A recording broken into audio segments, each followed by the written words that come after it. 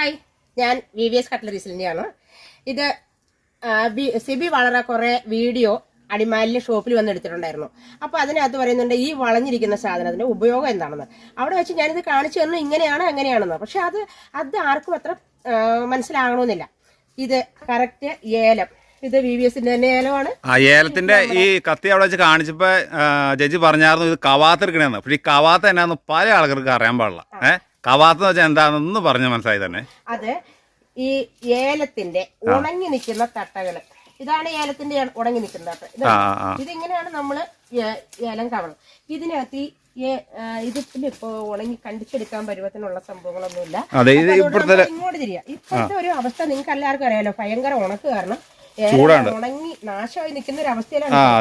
ഇതുണ്ടോ, ഇതാണ് ഞാൻ പറഞ്ഞതിന്റെ. ഇതാ ഈ ഒരു ഉണങ്ങിയിരിക്കുന്ന ഏലം, ഇതാ ഒറ്റ ചെത്ത്, ഇതുണ്ടോ